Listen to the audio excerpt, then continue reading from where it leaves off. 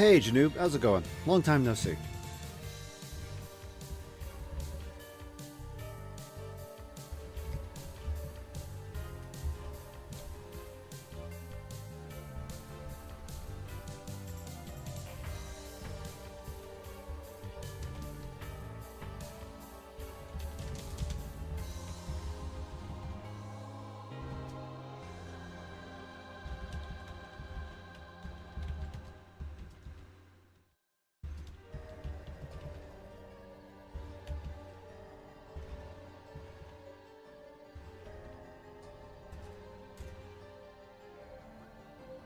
Alright, I think this is good. I think this is all set.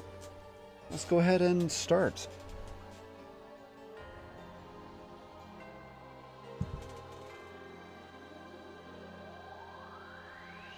Hey, Longpod, how's it going?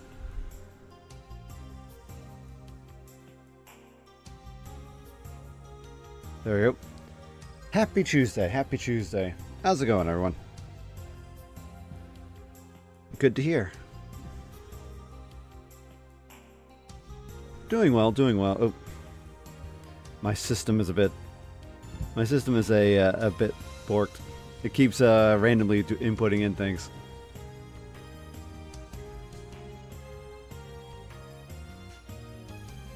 I'm gonna have to figure out why it keeps doing that. I think it might be because my phone is smashed. So what I use as a controller is my phone to interface with the Sammy. There's a tool called Sammy that allows you to it pretty much allows you to dynamically interface with your setup, so you can have it do a lot of different things. This is how I have the different animations controlled. This is how I can have each individual dog on a separate button. It is. But for some reason it keeps messing up. I think it might have to, as I said, I think it might have to do with the fact that I smashed my phone, and it's now finally catching up. The smashing has finally is catching up to me.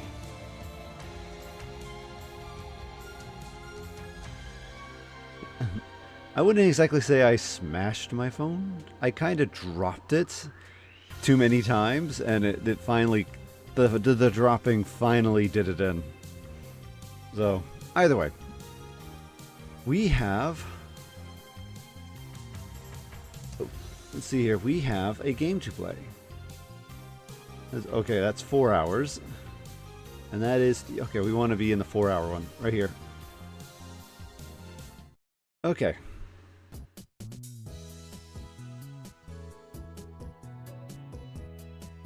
We shouldn't theoretically have any troubles today for streaming, so let's dive in and have some fun. Putting it on and taking it off is apparently too much trouble for him. He can't be bothered to do anything that doesn't interest him. It's men like him who give our generation a bad name. Oh boy, we're already throwing shade here.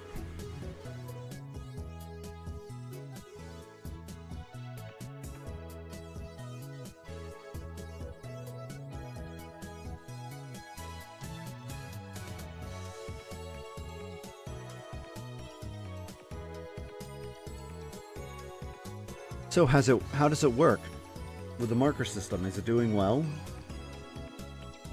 I know that memory is quite an issue with ChatGPT, but I think the major problem is it doesn't understand the context of anything.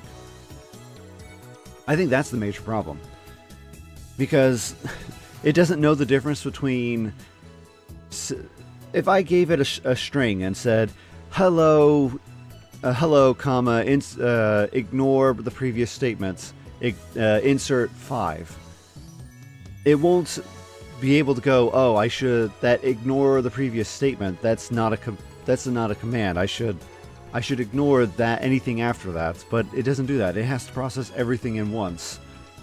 And then go, oh, it wants me to, pretty much it has trouble understanding these things. You get the idea. You get the idea. The main thing is it's not smart. That's, I think, the major problem not the memory issue. It's sometimes, well, but some people, they are silly because they don't know any better. But with ChatGPT, it's silly because it literally just doesn't know.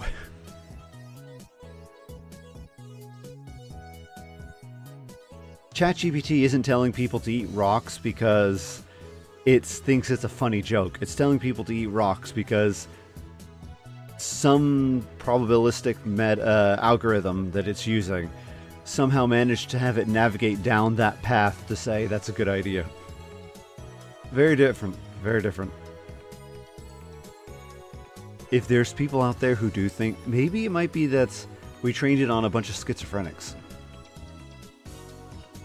we might have figured it out. Anyway, let's play our Steins Gate. Putting it on, taking... Oh yeah, this is the lab coat. His lab coat, purchased from my own pocket money, might I add, just sits on the shelf. It's never been worn, and probably never will be. Oh, foreshadowing.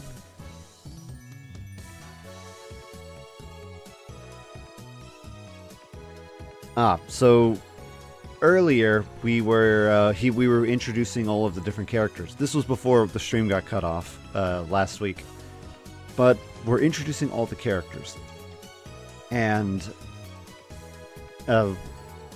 he's talking about I forgot his name. He's talking about his friend, the hacker. I'll remember his name when it shows up. And how he bought a lab coat for him, but he never would wear it.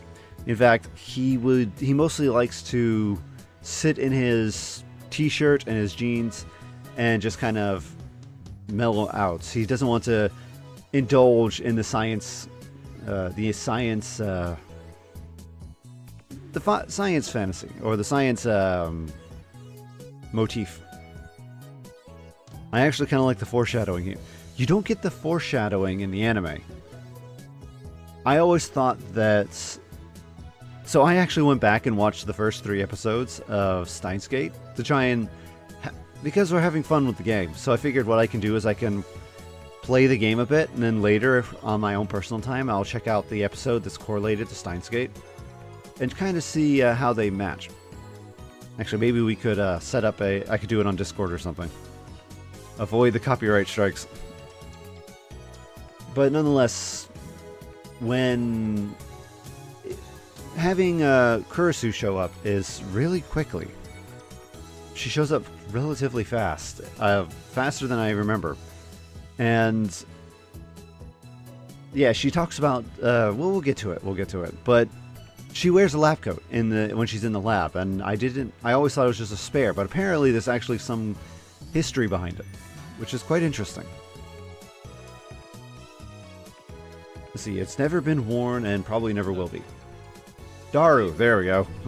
There's his name, Daru. Actually, you know what? Let's see here.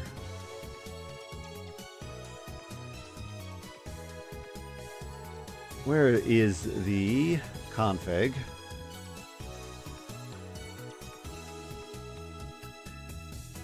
Music right here. Oh my, is there no way to change the music? Here we go.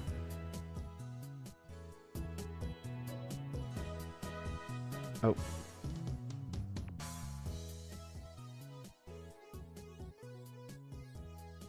Okay, I think that might be a little bit better.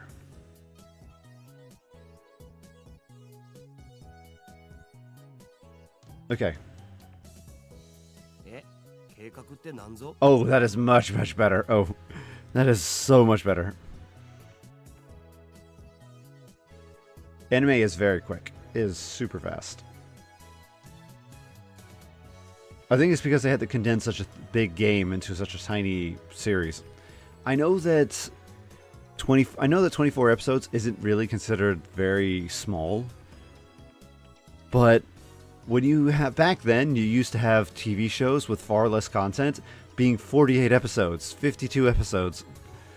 So in the grand scheme of things, yeah, this game needed more episodes to cook, I guess you could say. But the anime is still good. No shade on the anime. It's just that, yeah, I wish it was longer. Oh, but that's the beauty of these games, is you're supposed to get lost in the story. I think that might be the problem. Most people don't like to get lost. They want the... It's not about the journey for them. It's about the destination. They want to see the conclusion. Immediate gratification rather than work to get there. It's the case for a lot of different games. I sigh. I turn his attention to the table in the middle of the room. Sitting majestically on top of the table is a commercial-grade microwave. It's significantly larger than the newer home models. Plan is in the plan. Obviously, I am talking about perfecting gadget number 8.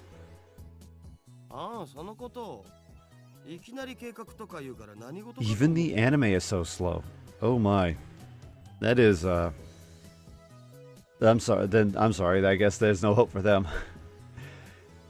If a relatively already quick anime is considered too slow, maybe they should start watching the Cliff Notes. There was a YouTube channel for a short while, which would condense an entire anime synapse into pretty much convert 20 minutes into 2 minutes. It was super fast-paced, lightning, and you tended to lose out on a lot of information. But some people like it. Oh, that. How's I supposed to know what you meant? We've known each other for what, 3 years now? We went to high school together, and now you're going to the same university. We share an inseparable bond, like prison cellmates. He's only been a lab member for 2 months, though.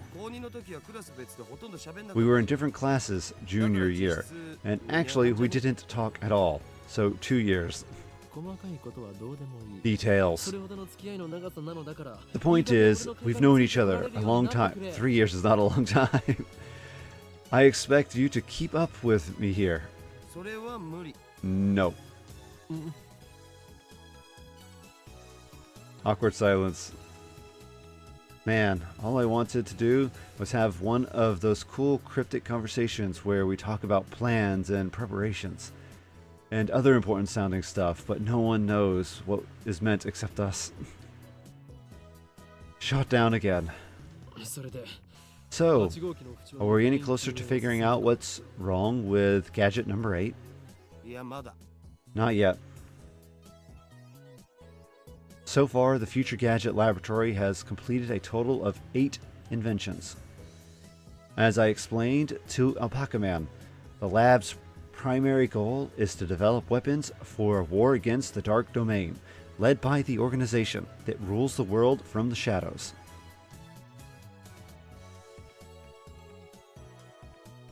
Yeah, no, it's fun that he goes to that one.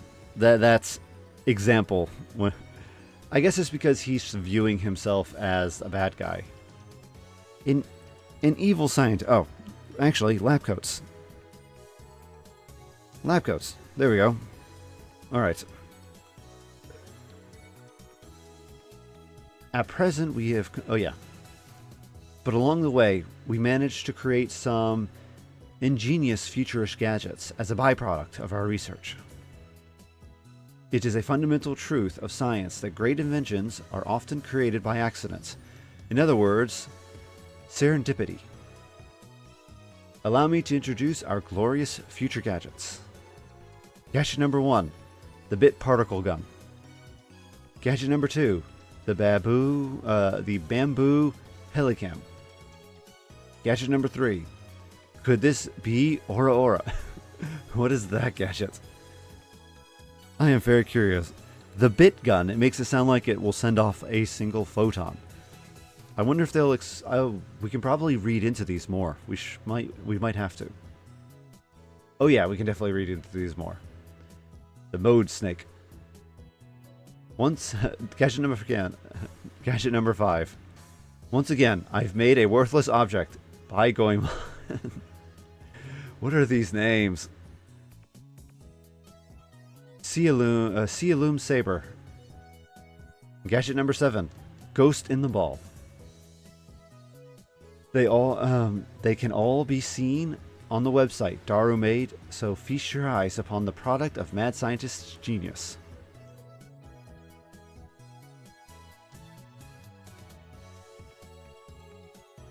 And also, reading tips might, when they pop up, might be better, because if you read all at once and then end you'll be exhausted. You won't be surprised. You'll be surprised.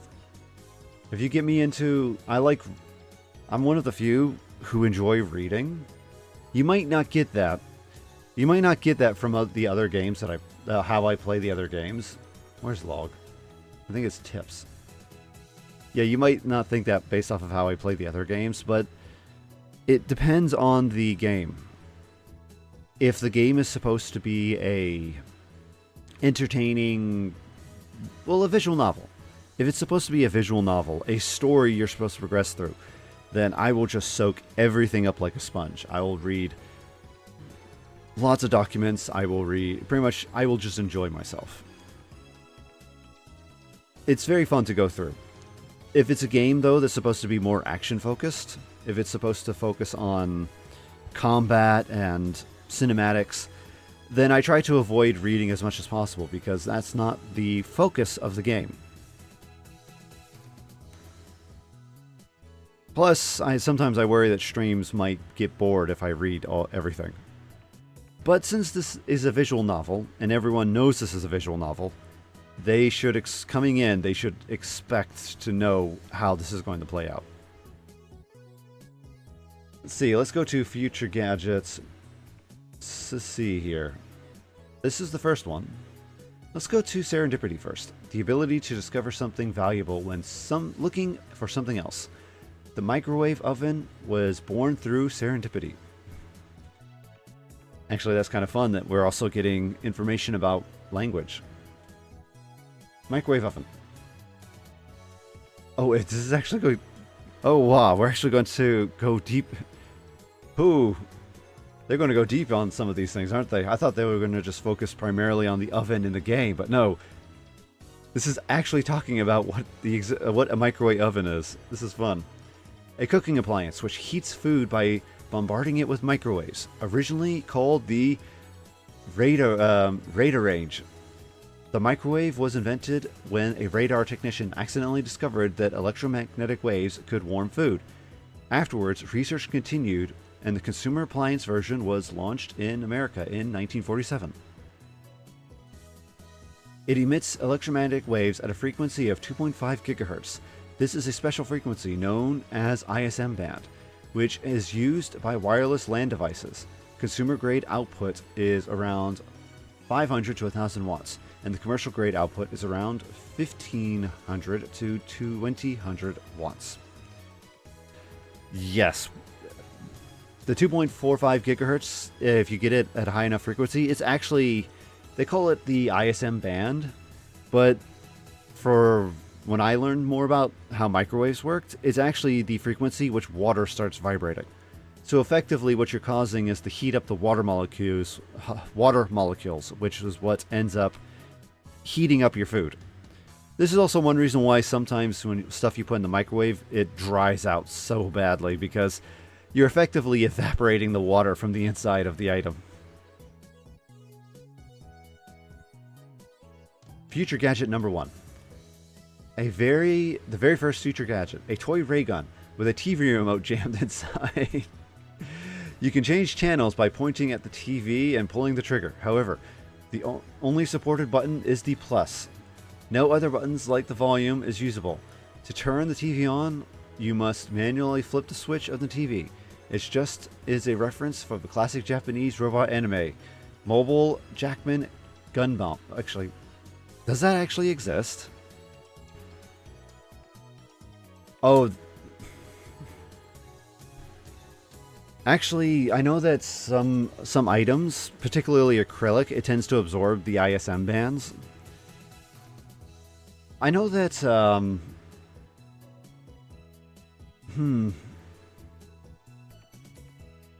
the names in this game are often changed a bit. Yeah, yeah. I'm guessing this might be Mobile Suit Gundam. I was tempted to see what the reference is. But fun, fun.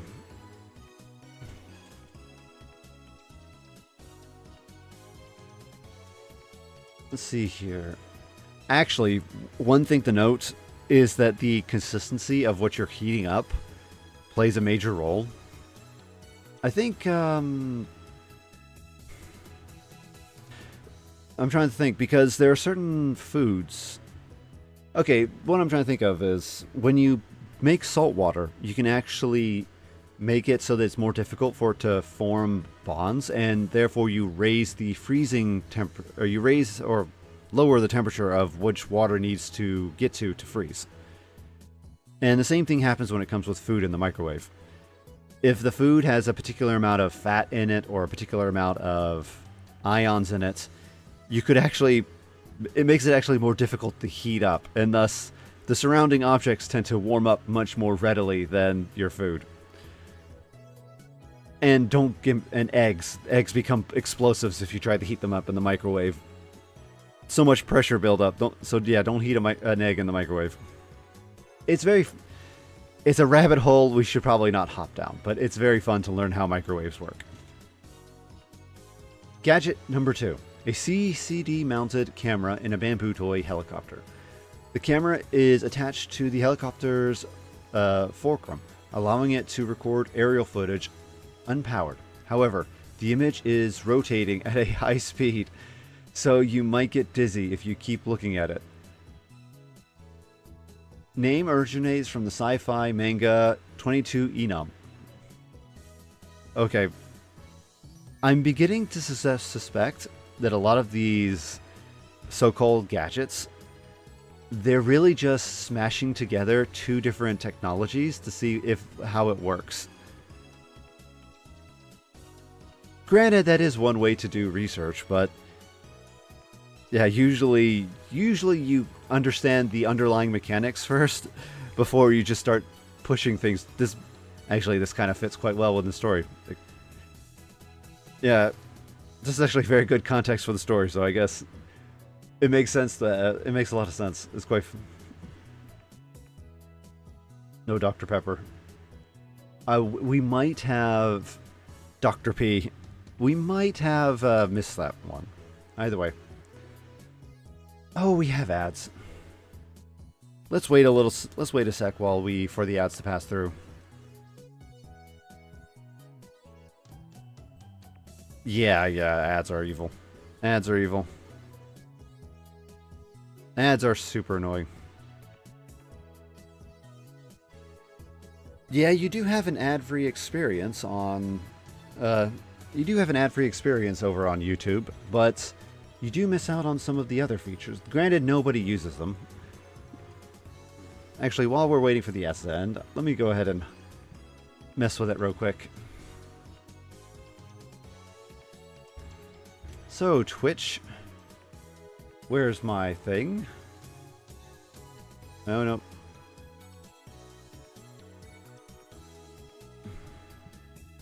Here we go. Oh my, no wonder why no one uses this. I need to, let's see here. I see that I've just created an infinite zoom. I'm gonna have to update that.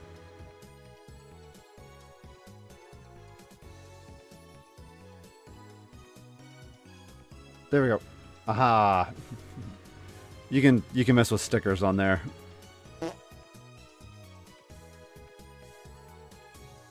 There it is.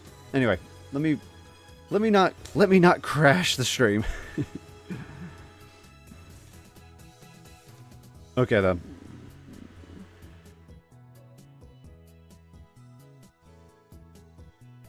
Hey.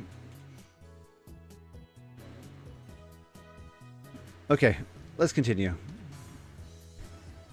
I did actually I did actually set up a TTS system through the sticker store thing, but it's a bit annoying. I'm going to have to probably make a custom one myself, because it's... yeah, it's a bit weird. Anyway. Could this be Aura? Oh, I get the reference now. Aura. A lie detector based on thumb perspiration, though it might be more appropriate to call it a sweat detector. You have to admit, it's a pretty clever invention. It's better, his name is a reference to the classic manga, JoJo's Bizarre Adventure. Gadget number 4. An instant superhumidifier. Uses electric heating coils to quickly boil a large volume of water. This generates enough steam to fill a room of 12 square meters. Though it can only be operated continuously for a few seconds, it looks like a claymore landmine, which appears to military otaku. His name is a reference to the stealth action game Metal Gear Solid Rising. Metal Gear Solid. Oh, that's fun. Gadget number 5. Created by combining a dryer and a vacuum. The dryer is operated using the exhaust and the vacuum. Its name is a reference to the popular Lupin III. A vacuum dryer. Actually, this actually does exist. If they ended up developing something similar to this for dog grooming. I see a lot of dog groomers online.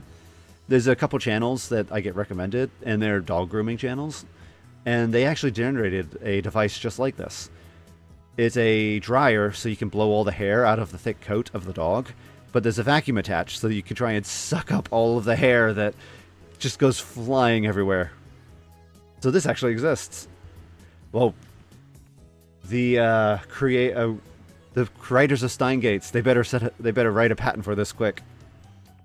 A retroactive patent.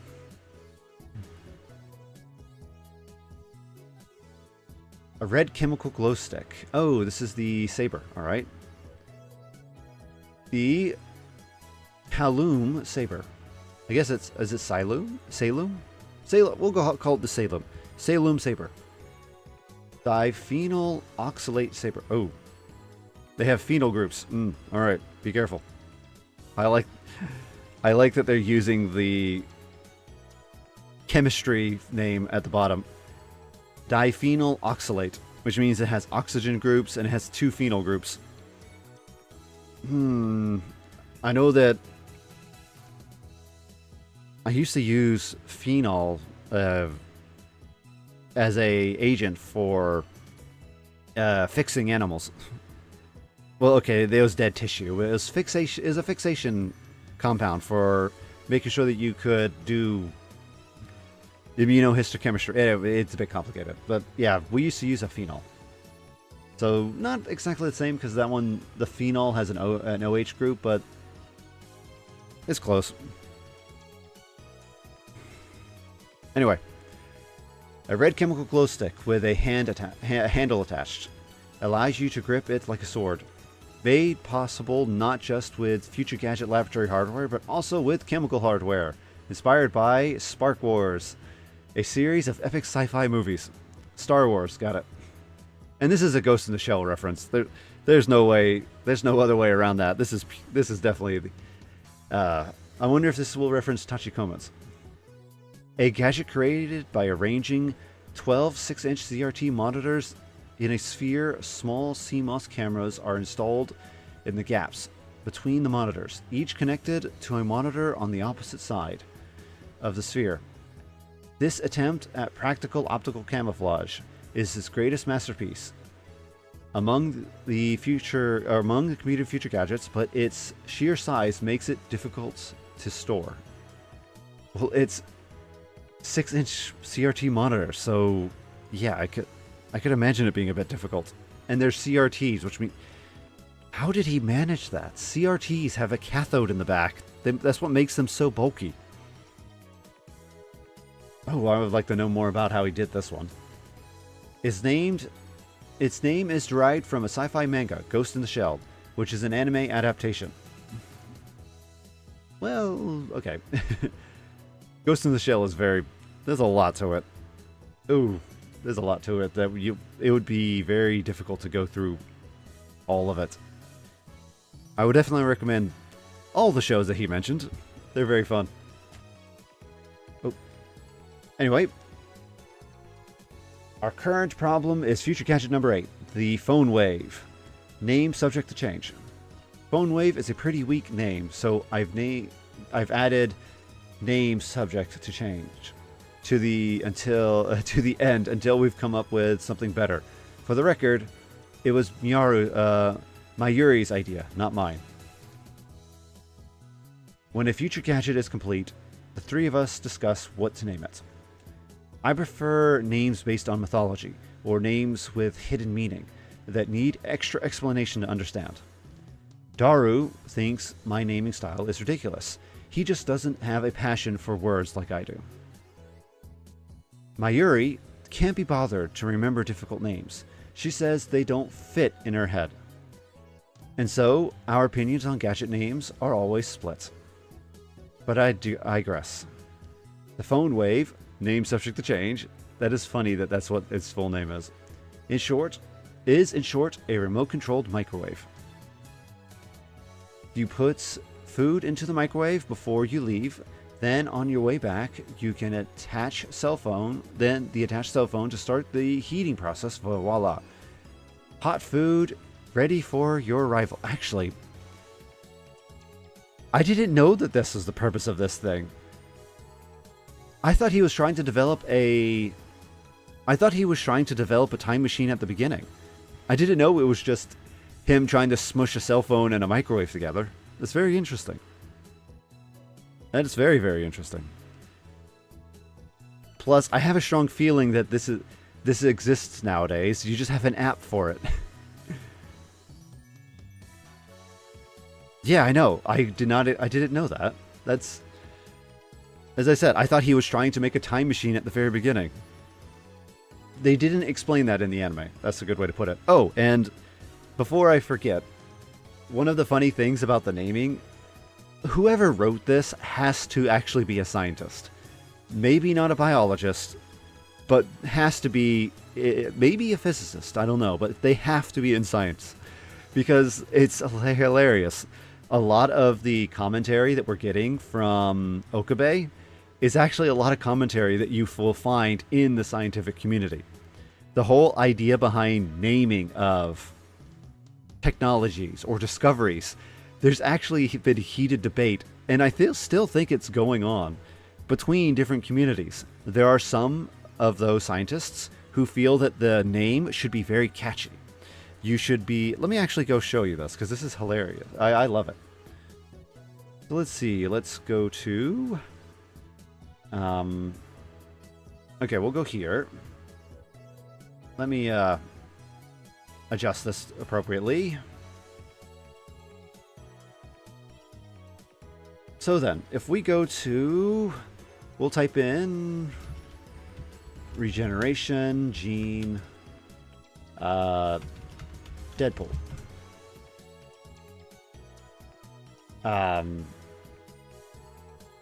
Oh yeah, it's going to be very difficult, isn't it? To Google. Instead of DuckDuckGo, to Google. So, regeneration. This is why it makes it so difficult.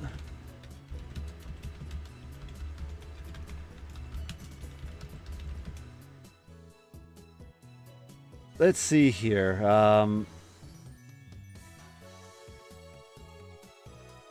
Oh, actually, superhero genes and axolotl limb regeneration.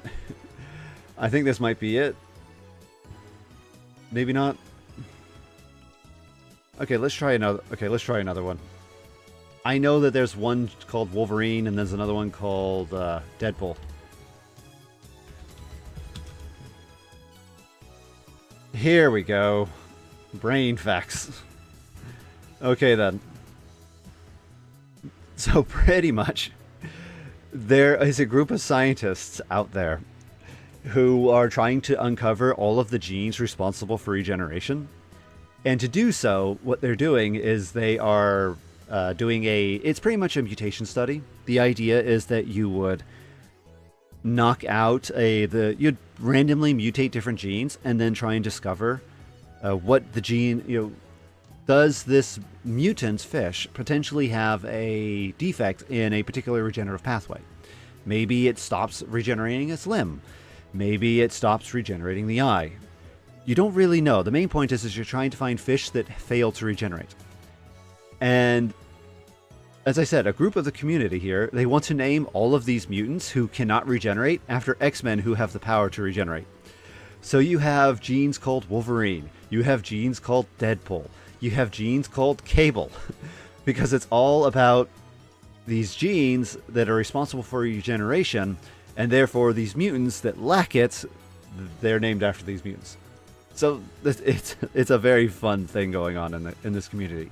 But then at the same time, if you go over to the mouse group, let's see here, regeneration mouse model of genes. If you go over here, you'll find that what they have, their gene names, instead of getting Wolverine and Deadpool, you get LGJ, MLR. And I think, let's see here, where does LGJ, where's this, with that name?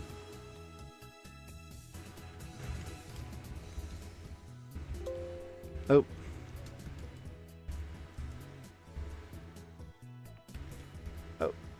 Let's see. They don't actually define what LGJ is. Okay, then. This is the name of the model. These are the models. Okay, so where's the gene? Axon 2. I think maybe why don't we go with this gene here? This is XRCC2A. There you go, yeah. X-ray repair crossing complementing 2. Yeah, so what would you rather have? X-ray repair cross complementing 2 protein or Wolverine protein? It's the exact same conversation in the game. It's hilarious. Anyway, we've gone on a tangent enough. LG is a little girl. It could be. It could. Oh no! Do not let some of these scientists. If they like the game, they might do it. I think there was a gene that was... Let's see here. I think the gene was forced to be changed.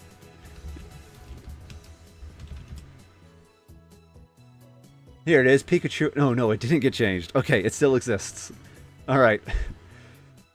There is a gene that was discovered, and the person decided to call it Pikachurin.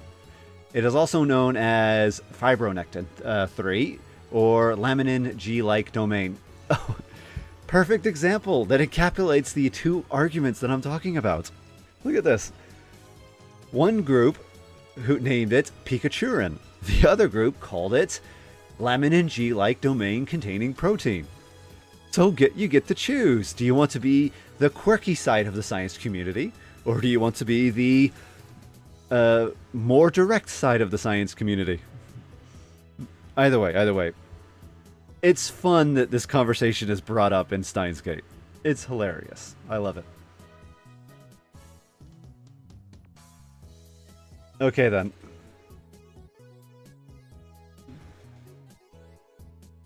Let's see. Put food in the microwave and then attach it to your cell phone and then press the button. Voila, hot food on your rifle. As I said, I think they have an app for that now. I like more funny names as well because it's more memorable. Human brains are designed to remember associations, and as such, if it has a catchy, if you can assign a name, even if you can assign a name that has associations with other things around you, you're more likely to remember it. I remember the mutant Wolverine and the zebrafish that lacks the regenerative gene because of the fact that they're linked together. So there's an association there that my brain can latch onto. Laminin G complement protein 2. That's a bit too winded for me to remember. And I have to learn more other genes around it. It's a completely... It makes it a little more difficult to remember. So I do like the more quirkier names. But if given time, I could learn them all. It just takes longer. So it's basically a piece of junk. A few days ago, however, we discovered that the phone wave names... He is going to literally say that for every time he mentions it. Name subject to change has a second unintended capability. Our brave, or possibly just ditzy Mayuri had made it her daily routine to heat some frozen fried chicken by remote control. Long story short, she was defrosting her beloved juicy chicken #1, as usual, when the unexpected happened. The chicken came out more frozen than when she'd put it in. The microwave refroze the chicken. Since then, Daro and I have been searching for the cause. We tried copying what Mayushi. Oh, he calls her Mayushi. We've tried copying what Mayushi did, but we just can't reproduce the frozen phenomenon. Oh yeah, because she wants to call herself Mayushi. And when we tried to freeze a banana, it turned out really weird. I just don't get it. Daru, now looking completely fed up with the heat, starts fanning himself with his shirt. I know what you mean. I know what he means. But really weird. Let's see if we can't make it happen again. Bring forth the bananas! Are you going to turn them into gelnanas again? That's been bugging me, Mayushi. Can you stop calling them gelnanas? But gelbanas are gelbanas. I would not have kept the B. I would have silenced the B and call it just a gelnana. I take the bananas from Mayuri and stick a whole bunch into the phone wave. Name subject to change. Why? Why do you have to use the whole bunch? It was a waste of food. Your stinginess could cost us the battle with the organization.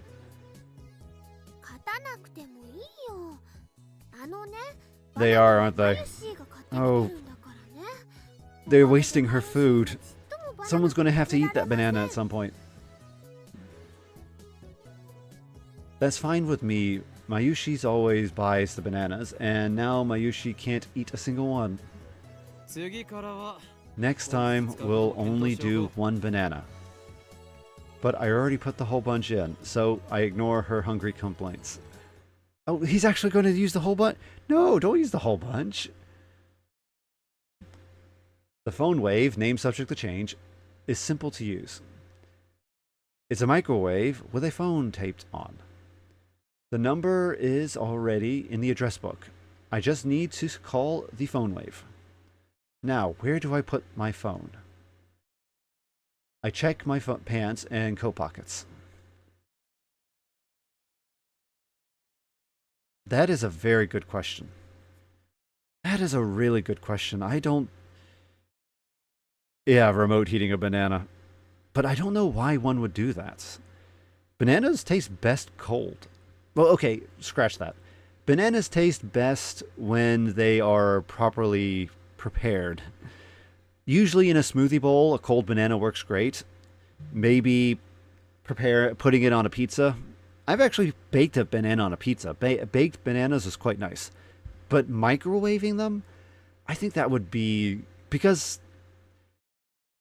Yeah, I think you'd turn it into mush. You turn it into a gelnana.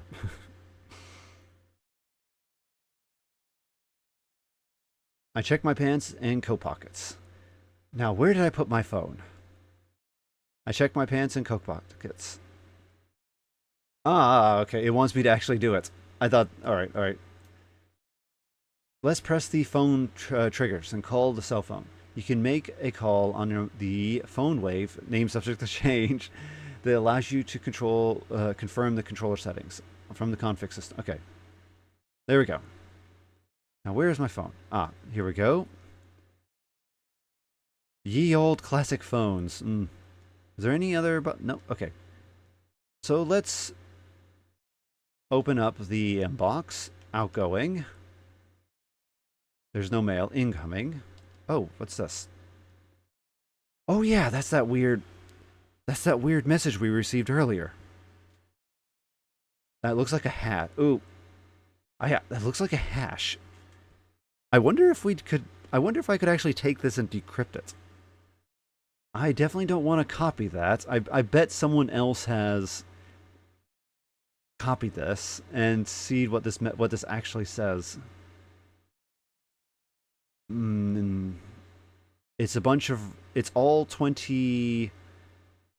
Well, actually, it's not just the 26 characters, but it has the 10 numerals, so it's 36 characters. I don't see any special characters, though. So it's not really... I was going to say, it's not really... It's encrypted. Anyway, we'll have to figure that out. It won't let me touch the E. Okay, anyway. Open address book. Phone wave. Telephone call. Okay. I'm connected.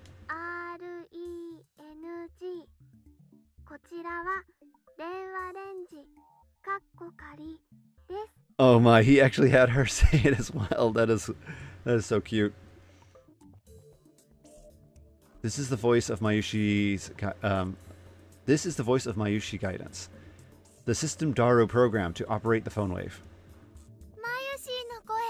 Do you hear Mayushi's voice? Be quiet. I'm trying to listen.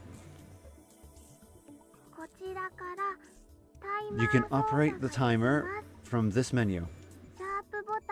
After pushing the pound button, please enter the heat time in seconds. For example, press 60 for 1 minute. For 2 minutes, press 120. Entering the command properly will cause the phone wave name subject to change to function like a normal microwave. Instead, we're going to deliberately mess up and enter 120 seconds. Oh, I actually have to do that. Oh. It's having me do it. Oh. Oh, this is very fun. Okay then. And I should put the pound in there first.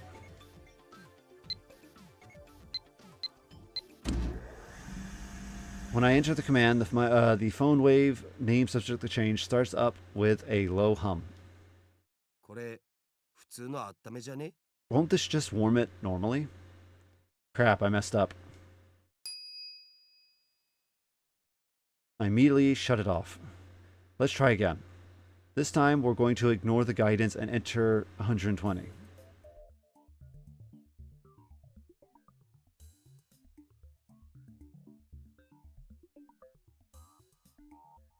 I typed wrongly. Let's see here. Okay, what am I supposed to type in? Oh, 120 pound. I put... Okay. Alright. There we go. Okay. Okay, then. That should do it. This method was originally a simple mistake on Mayuri's part, but it somehow starts the freezing process. The phone wave, name subject to change, comes to life. The turntable begins to rotate. Nice turntable, right? It's evenly spinning. It's even spinning backwards. Backwards? I never noticed that. That might have a serious implications if we look at quantum critical behavior driven by Hund's rule. Okay, what is Hund's rule? Alright then. The rule governing the placement of an atom's electrons, orbital on the same energy of each filled with one electron of the same span. before they are filled with a second, also known as Hund's rule of maximum multiplicity. Alright. Yeah, no. I was about to say, I have to agree with Daru there. I don't think that... I think you're just throwing out phrases you heard in class. Not Hund's rule. No. Okay. Okay. I kind of like Daru more. He's a fun character in the anime, but these type of interactions in the game, it makes the characters more fun. The three of us wait and stare at the spinning bananas. After 120 seconds pass, the microwave chimes. Mayuri takes the bananas out. Gelnanas are ready. Oh my. Yes, we gelified all of them. The bananas have become not bananas. Gelatinous blobs coated with a thin membrane. After Mayuri discovered that the phone wave name subject to change had a freezing function, we attempted to freeze a bunch of bananas. This is what happened. Oh boy. It just gets more confusing each time. Daru, you wouldn't mind eating one of these, would you? Of course, you wouldn't. It's for science. Your sacrifice will forever be remembered. Actually, in this particular case, why don't you put it in a bowl and put it in the corner where a rat might find it?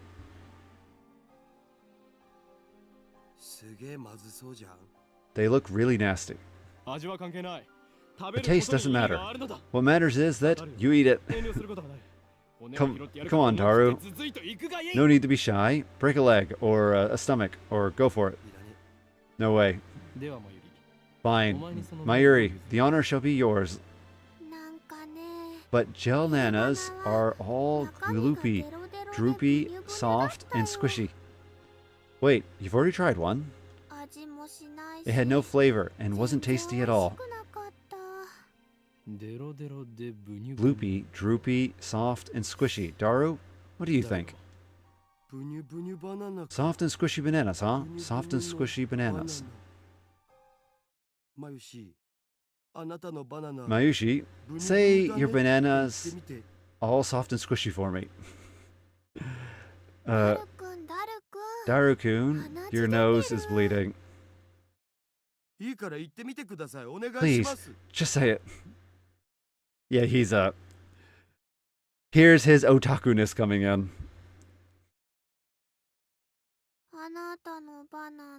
Your banana's all soft and...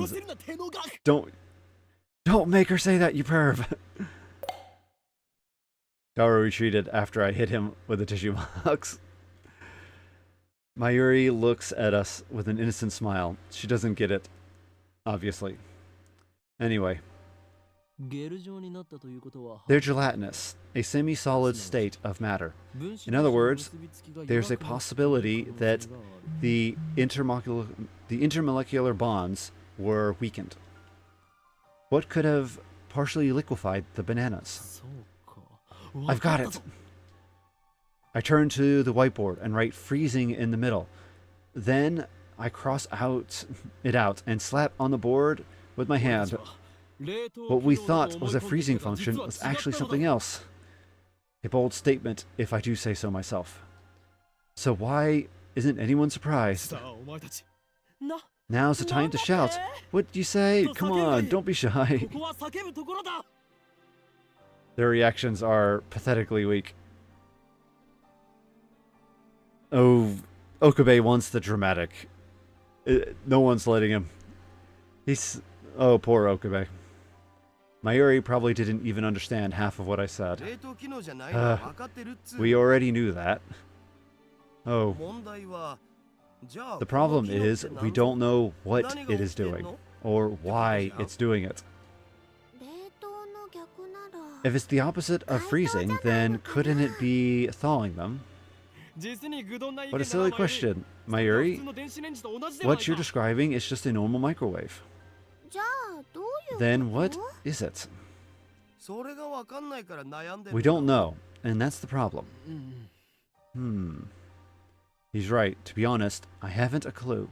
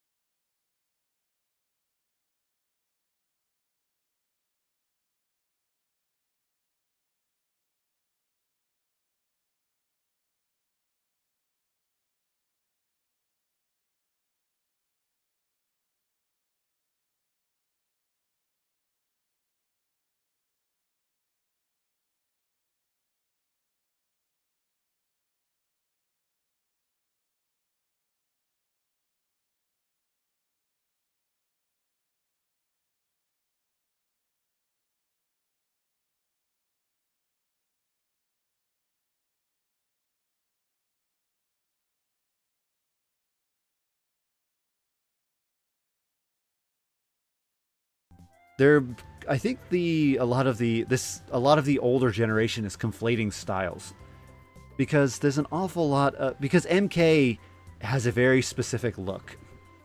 And most people, as soon as you see it, you instantly know. I'm going to show you I'm going to show you an analogous version of that. It looks a lot like this, minus the emo personality. MK is you're trying to dress like this to be cool and fashionable. You're doing it because this is trendy. You're not doing it because you're depressed and you want to feel the emotions of, I don't know, Three Eyes Blind or My Chemical Romance. No. This is, in Hong Kong, this is cool. Not depressing. And minus the weird piercings. But yeah.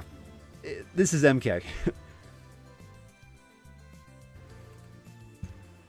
And you can kind of see it right here. Because if you notice, these two people, they're posing and dressing to be cool.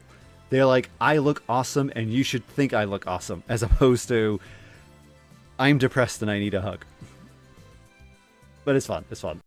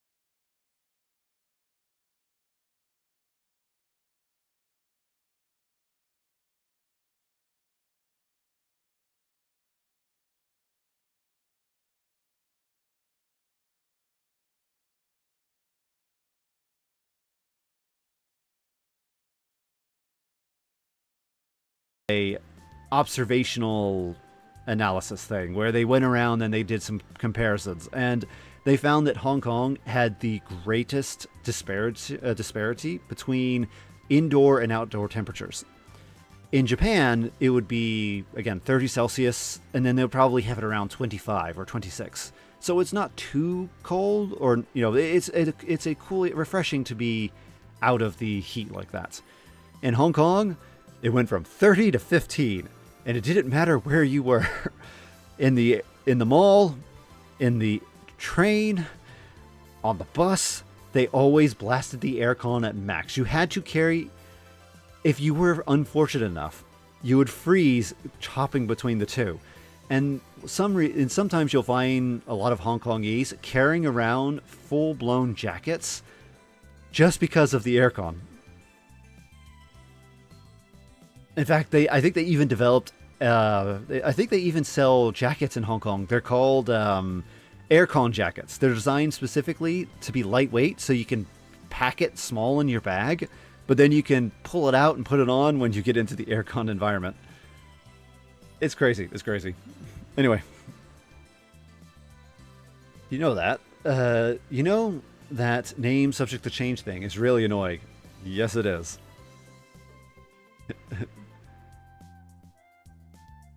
Yeah, that is business. I agree. I won't give in that easily. Even if no other lab members use name subject to change, I will carry on until the day we decide its true name. Now's not the time. So, what's your latest ridiculous theory? What do you mean ridiculous? My genius brain considers every possibility, even those a lesser mind would say break the laws of nature. Don't you dare call them that ridiculous. So basically, you're just pulling stuff out of your ass.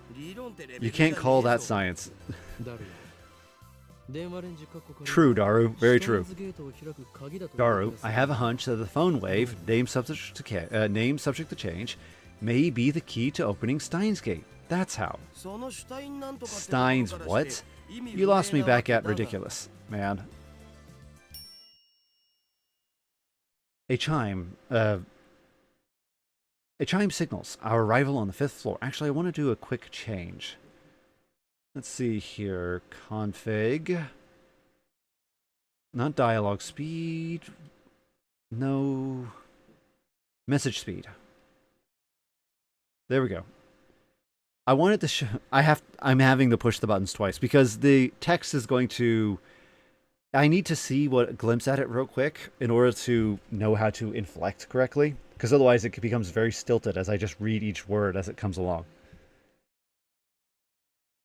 Oh, alright.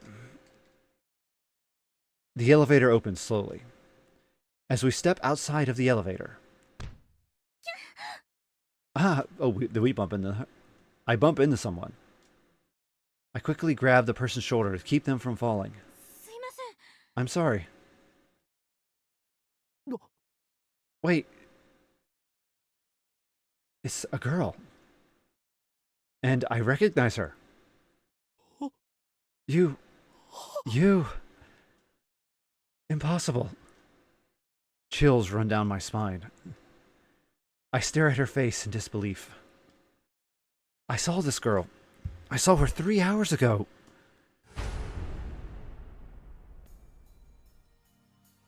Masaki Kurisu. Is there something wrong? Kurisu frowns and tries to back away. Well, you're holding on to her, man. Let her go. But I don't let go of her shoulder. My grip tightens. Ow! You're hurting her. You should be dead. Why are you here? And you're even... There isn't a single bloodstain on your clothes. And you're the same, and they're the same ones that you were wearing when I found her. Only a serious wound would have produced that much blood. Oh boy. Yet, as far as I can tell, she's completely uninjured. Not a scratch. Hey, that hurts. Let me go. Oh yeah, punch him. Kurisu pushes me away. Then she shouts me. Then she shoots me a very wary glare. I realize that I'm gaping in disbelief. What's wrong with you? You're okay, but that's impossible. Someone stabbed you. I saw you lying in a pool of blood. That again? Daru... Oh, be quiet, be quiet. No barking. Come on, where are you? No barking. They're barking again. Wait, there's something strange about what he just said. What do you mean, again? I mean, you sent me that email like a week ago, right? I sent you an email? Don't be ridiculous. I saw her dead just 3 hours ago. Hey, could you not talk about me like that? I'm perfectly fine. You know, that message was kinda weird. It was dated a week after I got it, which means it came from the future. It came from the future? That sounds like something you'd read on the internet, Daru. It's rare for you to talk about ridiculous theories. No, the date was definitely a week later. It came from the 28th. Wait, that's today. Wait, that's today. Daru pulls out his phone to show it to me. He's right. The email was sent from my phone. He received it on the 21st at 2:56 or 12:56. But it was sent on July 28th at 12:54. It was split into 3 emails. Someone's stab.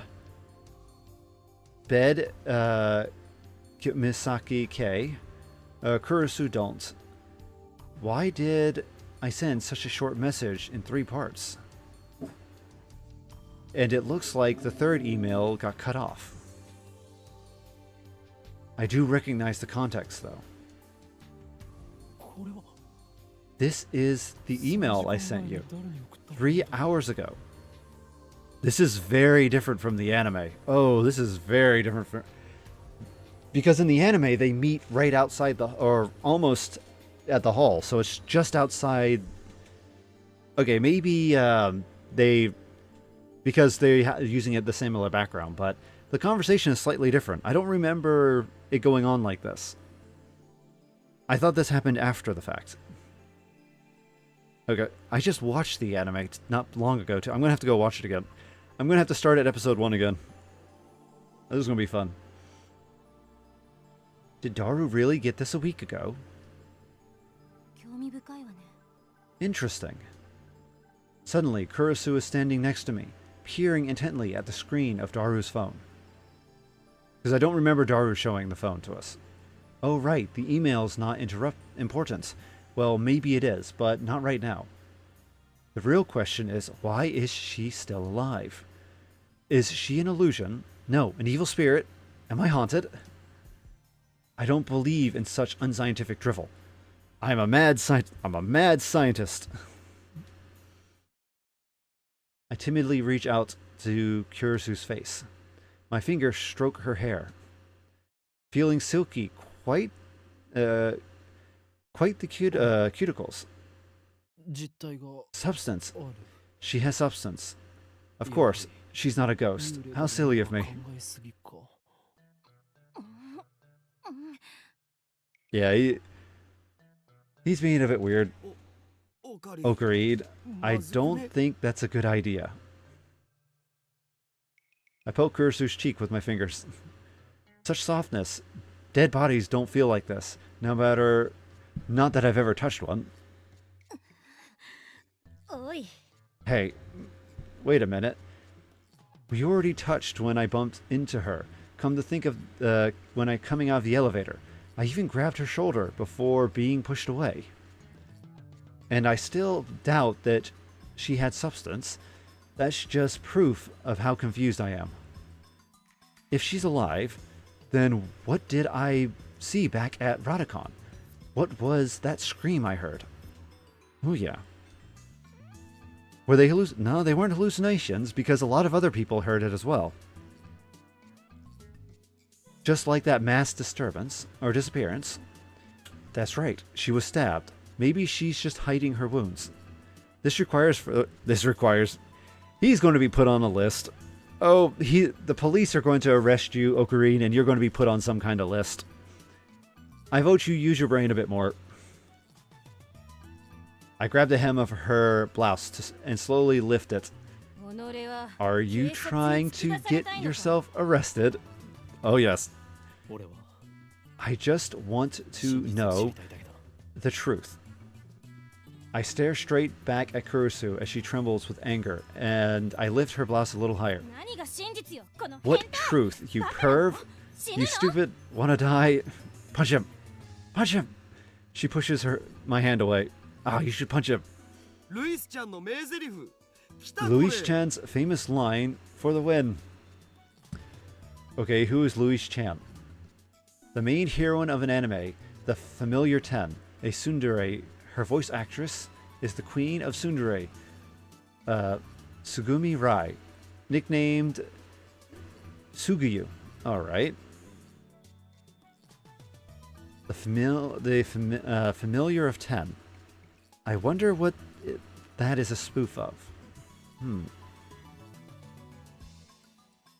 Like we had the Juju Bizarre Adventure. I wonder what this one is. I will have to go through the encyclopedia. I'm pretty sure there is a encyclopedia for this game, which translates all of the references. Actually, it would be kind of fun if someone went in and corrected all of the references to be their proper real-life counterparts.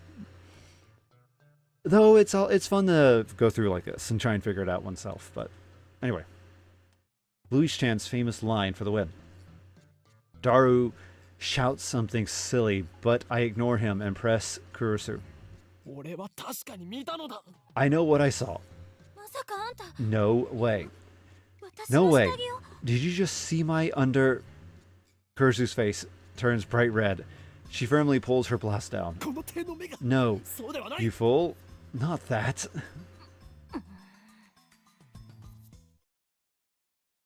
Earlier this afternoon, after Dr. Nakabashi's preparations, someone killed Misaki Kurusu and left her in a pool of blood.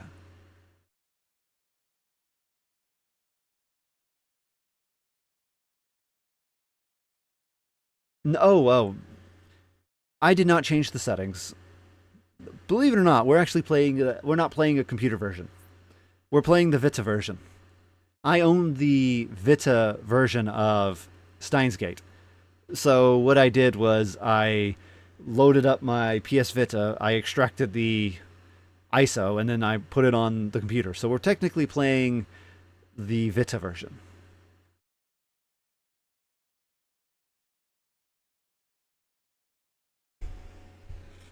So yeah, that might be why it doesn't look so clear.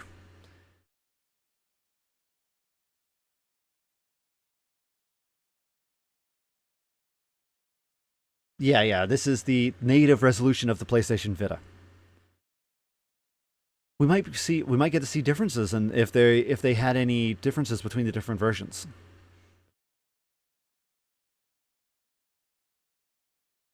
Let's see here this afternoon. Oh yeah. I carefully explained everything that I saw. Wait, Dr. Nakabashi?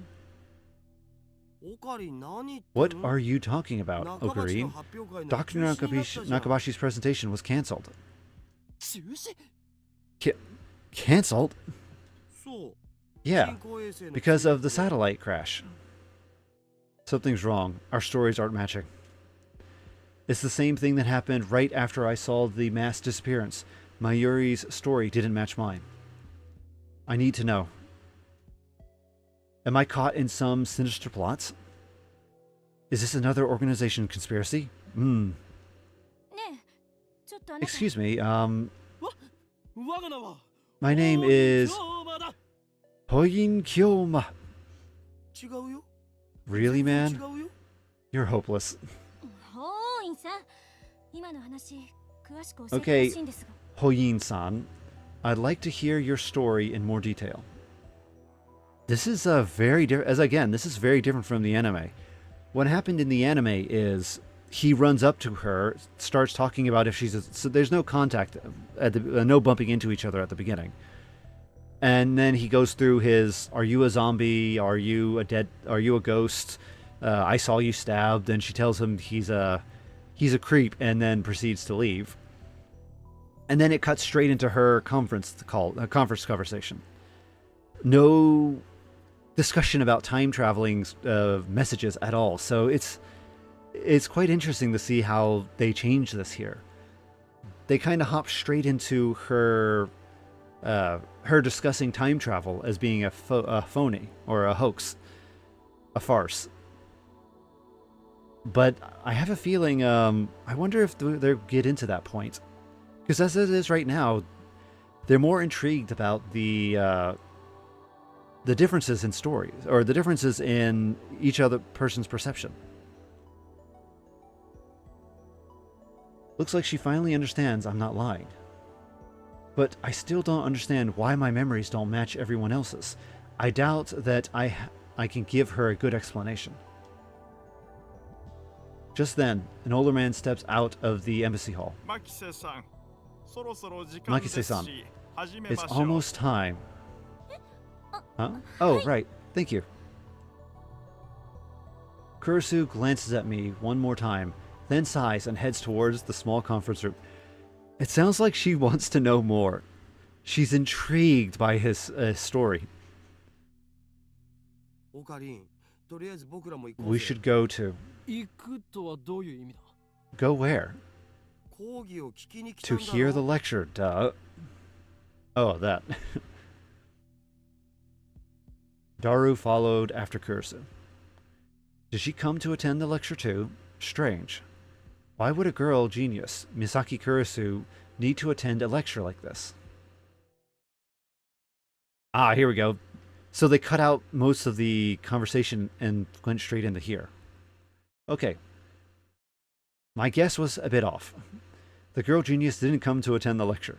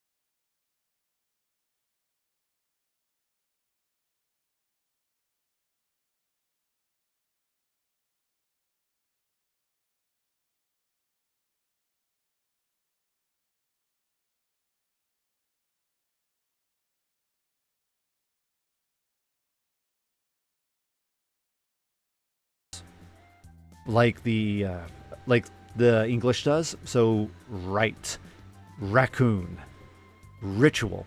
Because those hard R's don't exist, Japan chose a syllable that is more closely related, which is the law sound. I I never learned Japanese when I was a kid, so I can't really pronounce them very good. I just know it as law.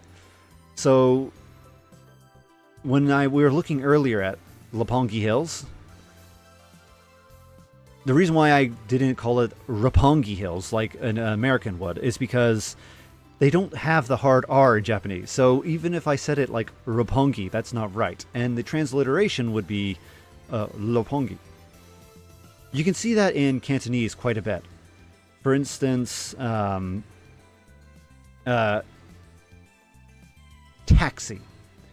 Taxi in English is taxi. Taxi in Cantonese is Dixie. They don't have a ta sound in Cantonese, but they do have something close to it, which is a dik. So it's Dixie. That's what I think they mean by when they're talking about these literary honorific.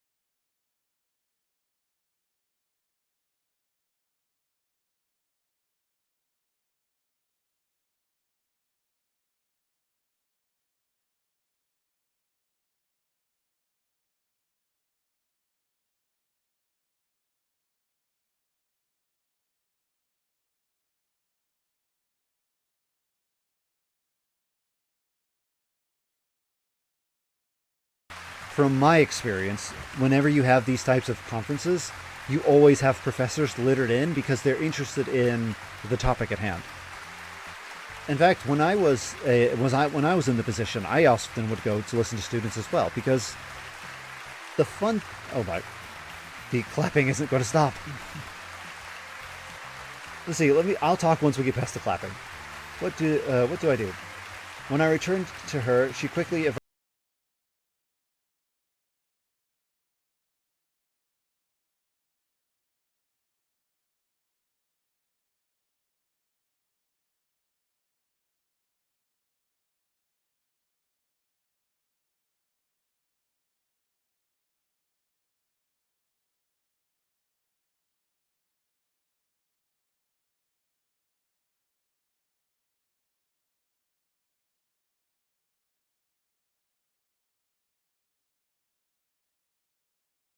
Save system data. Okay.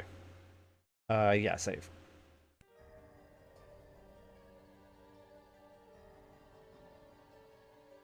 Okay.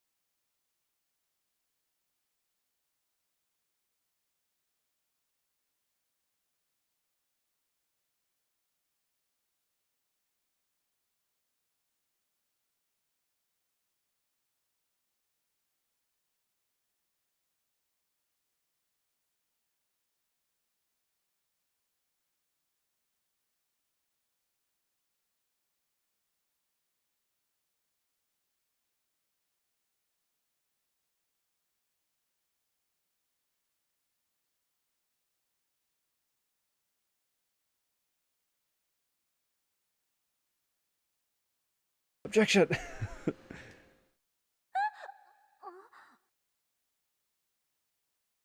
Every member of the audience, not just Kurisu, is startled by my interruption. Perhaps I'm being slightly rude here, but I'm not the one to just sit and listen to some genius girl's drivel. It's presumptuous for you to claim that time travel is absurd. Agreed. You magnificent fool. Sitting at my side, Daru throws me a small salute. ATF staff are approaching, probably to kick me out. Perhaps I got carried away. Okay. That's fine. I guess it'll be easier to talk in a different format. Thanks to her proposal, the event staff refrained from escorting me out. She sounds a little pissed, but let's not mind that. But before that, please, listen to my thoughts on the subject. Scientists have proposed many theoretical models of time travel, but there are 11 in particular that bear mentioning. What are the major theories of time travel? I have heard about the cosmic string theory, at least. Are we going to go through all 11 of them? Oh, Awesome. Okay then, let's look. Neutron star theory, black hole theory, light speed theory. Ooh. I've heard of black hole theory, and I've heard of light speed theory. What is neutron theory? Neutron star theory. Tachyon theory. I've heard of tachyon as well, and of wormhole. Actually, they often combine a lot of these together, from my recollection.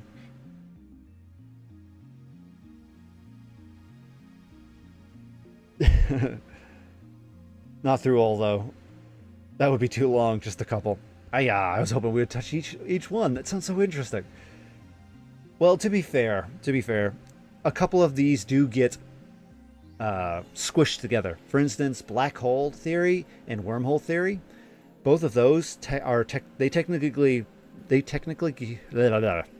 tongue twister. They technically get put together because the idea is that a black hole is in fact a wormhole and that you can travel through it to go through time. So 2 and 5 are together. Exotic matter and tachyon theory, I believe those are also clumped together as well. Because tachyons are supposed to be some special particle, and exotic matter is also about a special particle, though the specialness of the particle is in different areas. Exotic matter is an actual physical matter, like protons or like a proton star or hydrogen. So some kind of exotic matter that we've never seen before. While tachyon is more of a type of energy, like a tachyon field from Star Trek. Cosmic string theory, quantum gravity theory, cesium laser. I've never heard of cesium laser theory. Elementary particle ring laser theory, drag antiparticle theory. All right then. The last one is Dirac antiparticle theory.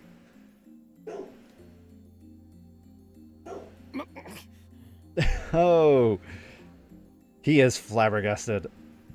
He's dealing with a professional. He better watch himself. Not bad. Perhaps Misaki Kirisu is a worthy rival after all. However, all of these models are pure theoretical. Some of them even contradict each other. Yes, actually. That's a major problem with some of these. We're gonna go. Let's see here. Let's listen and we'll mention questions afterwards. Well, what if someone comes up with a 12th model?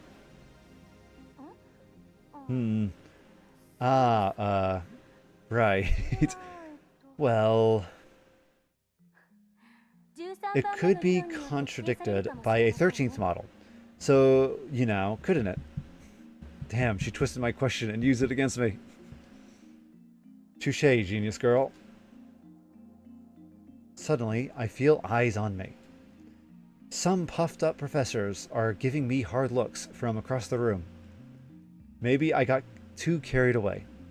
Oh yeah, they're here to listen to a lecture, not to hear you have a debate. If they wanted a debate, they would have gone to a different medium.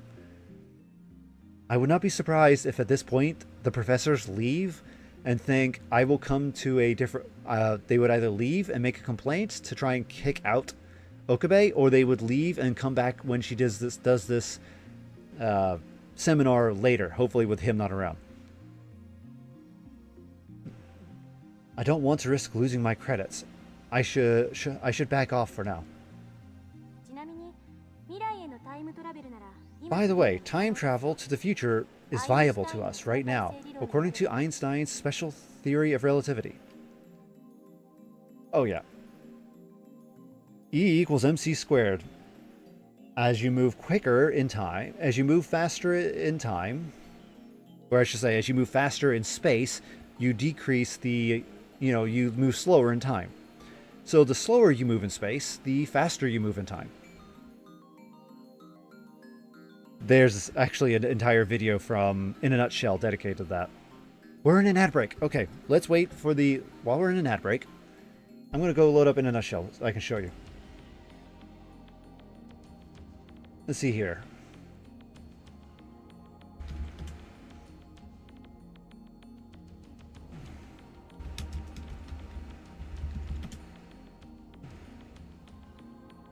When your body, not when your body attacks itself. That was a very fun video, mind you. That was a very fun video. Let's see here. Where are you? Where are you? Strange virus, biosphere, time travel, right here. This one. This video right here talks all about time travel. It's a very short, so it doesn't go too deep into the materials. They do provide a documentation though. Let's see here. I believe they provide documentation. Yeah, here it is. Sources and further reading. So if you do want to read deeper into this topic, you can. But the part I want to kind of show... We're not going to watch the video. I just want to show a picture of it. Where are you? There. That one. Right there. Space-time. So this is the kind of briefly what I was talking about. Because space-time is linked, based off of Einstein's equations, what this means is that if you're moving in one direction, you would be changing your trajectory in the other. So if you increase your speed in space, then what happens is your time, the time that you go through, it decreases. And because it's all relative, that means that you theoretically would be experiencing time slower than someone else who is just sitting and not moving. As such, time could be flying by around you as you go at near light speed, thus propelling you far, far into the future. So that is very possible based off of his theories.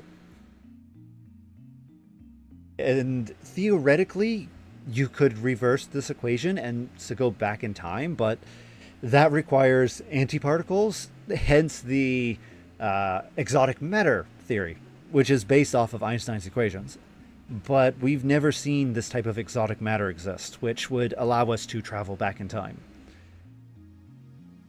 So it's still, as she mentioned, it's still kind of in the realm of theory.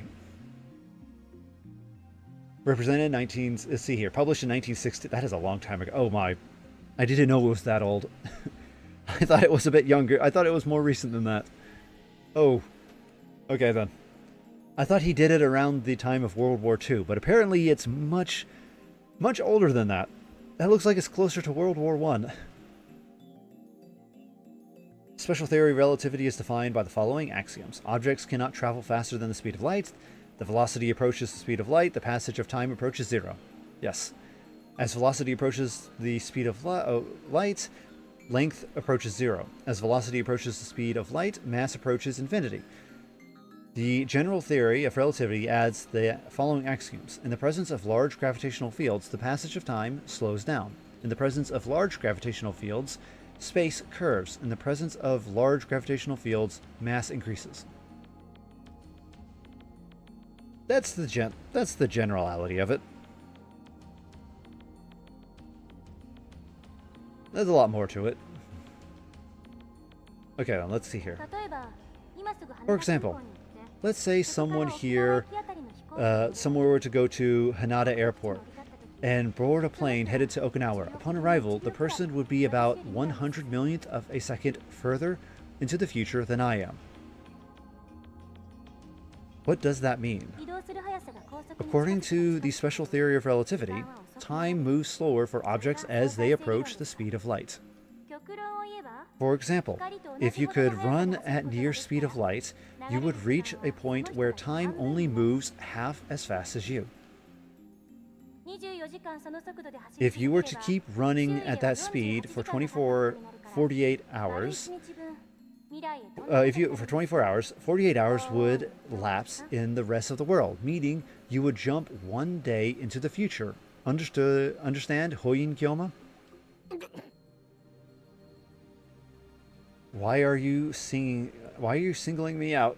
Because you're the one who made an outburst. I'm doing my best to hold back, but it looks like Misaki Kurisu wants to pick a fight. I wish that she hadn't had the name in front of so many people.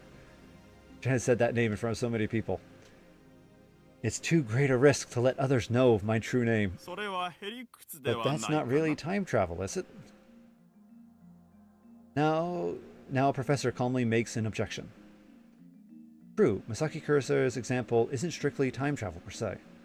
But I never expected an older man, a professor, at that to refute an 18-year-old girl. Maybe he's just testing the genius result. No.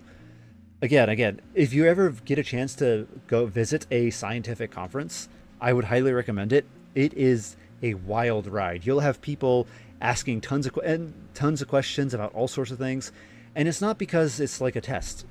Once you get to that stage in research, it isn't a test anymore. It is purely I do not understand this topic, so I am going to ask a question so that I can further understand the topic.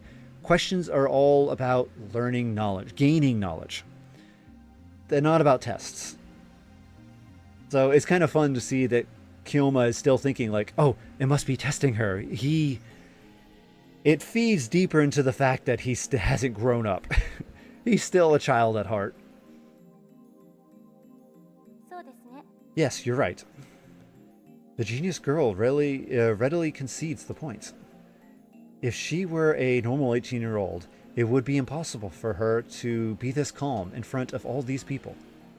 A normal 18-year-old would panic when refuted by such an indistinguished-looking professor. And yet Masaki Kurosaw's giving off an aura of gutsiness to say, I can take this guy on. では過去には行け Then る what のか about な。 going to the past? Going to the past is possible right now. Take a look at the sky at night. You can see light from tens of thousands of years ago, can't you? それもへりくつですよ。 That's the light speed, yes. That's not time travel either. This time, it's a student who objects. Well, I was just getting started. Was it just me, or did Kurosu look a little nervous just now? Let's say we wanted to make a machine that could physically transport people through time. What would we need? The best candidates for this are cosmic strings and wormholes. A cosmic string is a string-shaped crevice with extreme mass. A string-shaped crevice. That must be how they enter our universe. But do cosmic strings really exist?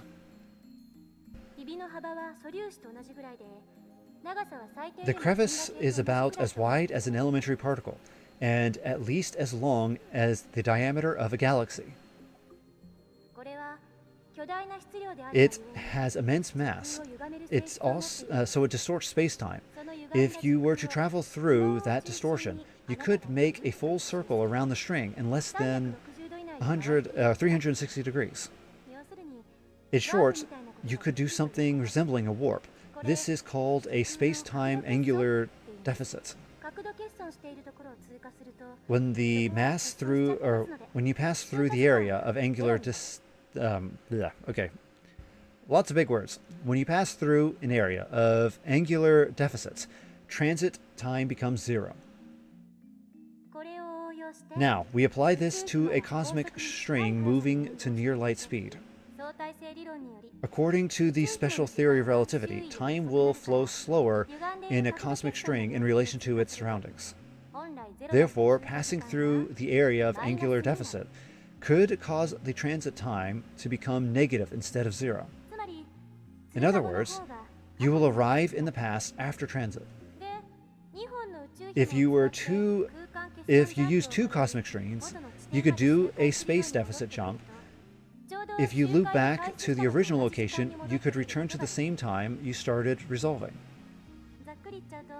And that, roughly speaking, is time travel by means of cosmic strings.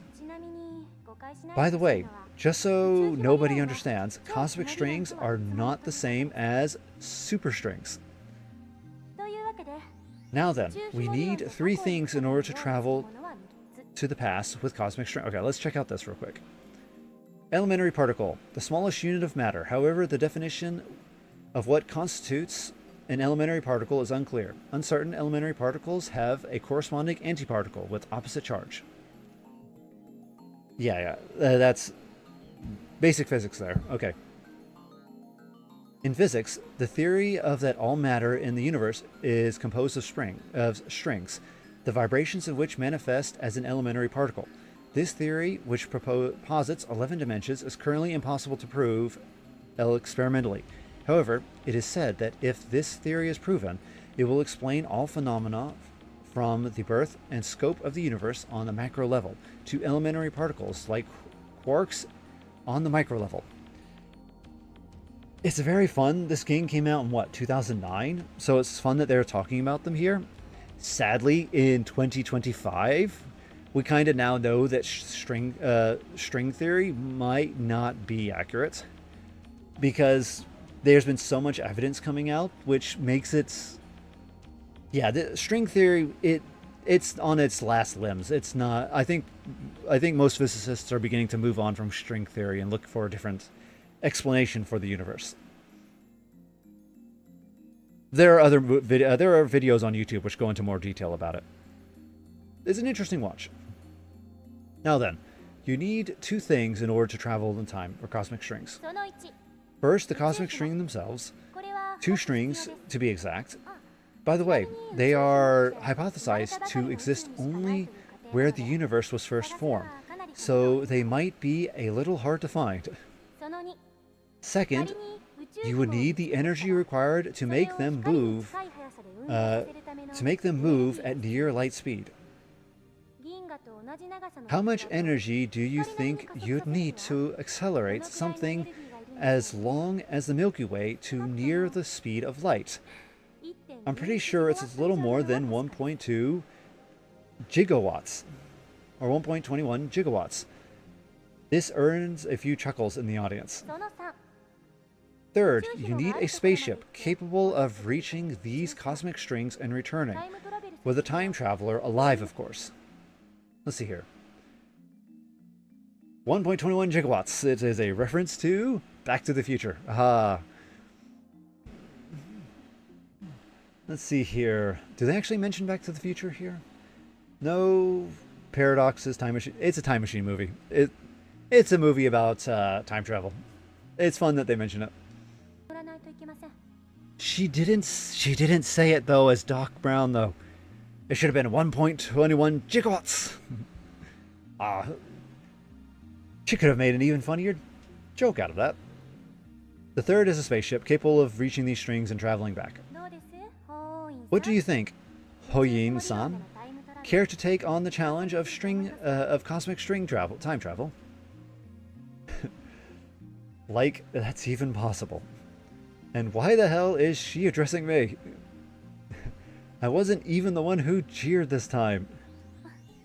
Looks like Hoyin-san doesn't want to take the challenge. In that case, let's consider wormholes. They may be a little more realistic than cosmic strings.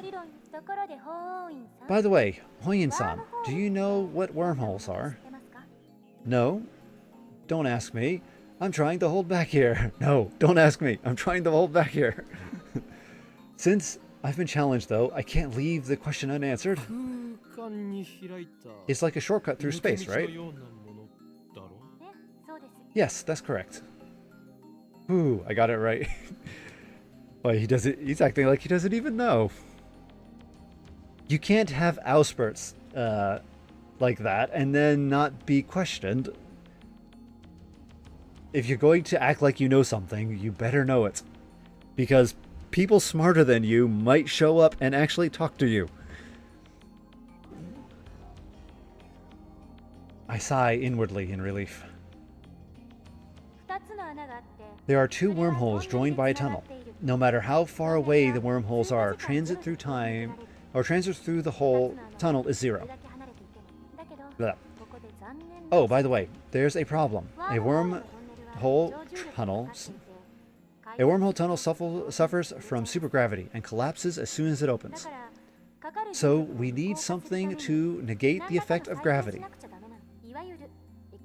So-called exotic matter. I mentioned it. Those 11 that she mentioned, they overlap with each other. A substance with negative mass, which repulses other matter. Negative mass. Is it something that floats if you leave it on the ground? Maybe not. I can't even begin to imagine what it would be like. Kurusu raises her right fist. Say that the wormhole tunnel is being squashed by an invisible fist. In order to pass through, you need something that could oppose my fist's grasping force, so that I can't squish anymore. Kurusu opens her fist. If you subsidize the tunnel with exotic matter, injecting instantaneous travel between wormholes becomes possible. To travel through time, however, takes a little more effort. For example, it's easy. Let's say there's a wormhole entrance here in Akihabara, and the exit is in Los Angeles. First, we send the wormhole in LA all the way to the end of the universe at near light speed, and once it's there, we yank it back to LA. How? According to the special theory of relativity, time slows down for objects moving at the speed of light, meaning the hole that returned to LA would be further in the past than that Akihabara one. So now, in Hoyin-san jumped into the wormhole, he'd arrive in LA several years before he left. However, this still can't be called true time travel. It only seems that way. This is called the Hiroshima effect. Hiroshima effect, a special relativity, a phenomenon originating from the fact that time slows down as the object approaches the speed of light. For example, imagine that an astronaut travels to a nearby star and back at close to the speed of light. This trip would take a few years for the astronaut's perspective, but he would return to Earth and find 1,000 years had passed in his absence. Yeah, setting up that wormhole would be nigh impossible. It would be a few years in the past, but it would take millennia to get there. The important part is that to return to Akihabara from LA through a wormhole once more, since the transit time is 0, Hoyin-san will travel to Akihabara several years in the past. Time travel complete. The prerequisites for wormhole travel are simpler than the one for cosmic string travel. First, the wormhole itself.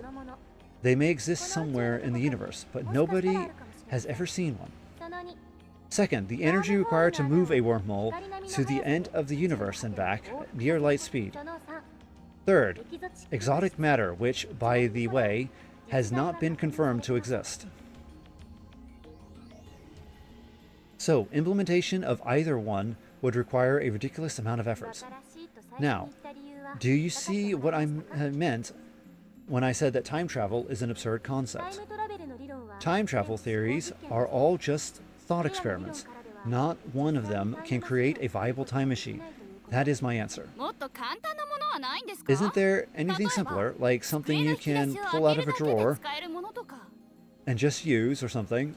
That's a Doraemon reference. They're referencing Doraemon there. Doraemon is it's a cat robot from the far future, sent to the past to help a freeloader, or I guess you could say a dummy, try and excel in his studies so that he won't become a layabout in the future. I'm surprised I didn't leave a little blurb to reference that. I'm afraid not.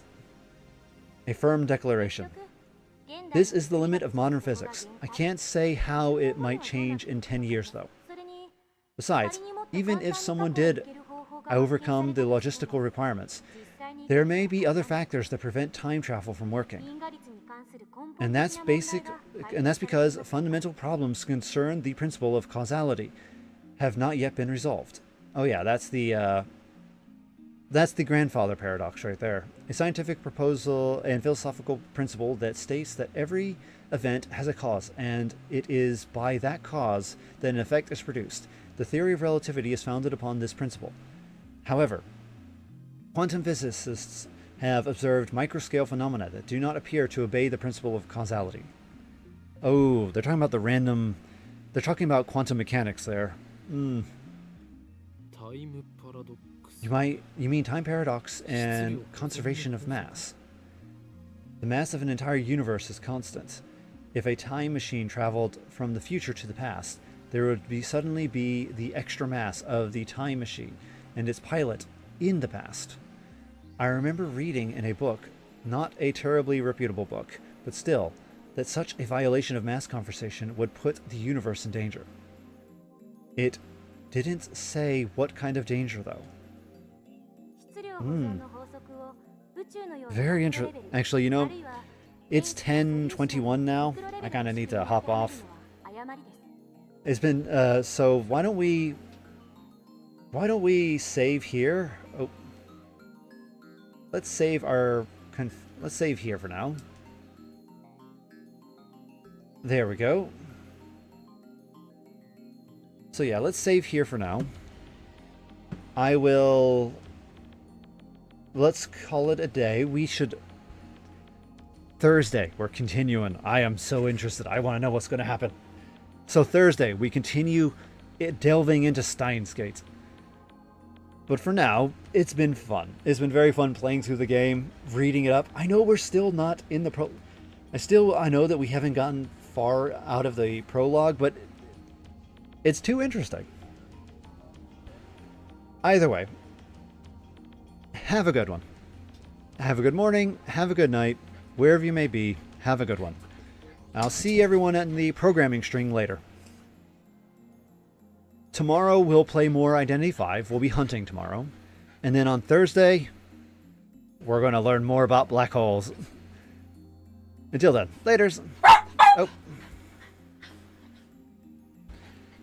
See you later, Just the Boy. And laters to everyone else watching.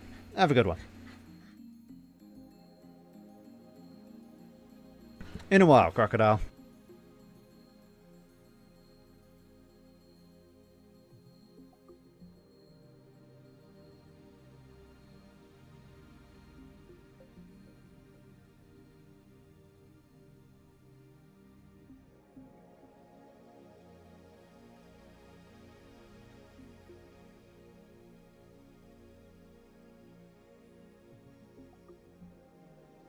See you later, Nexo.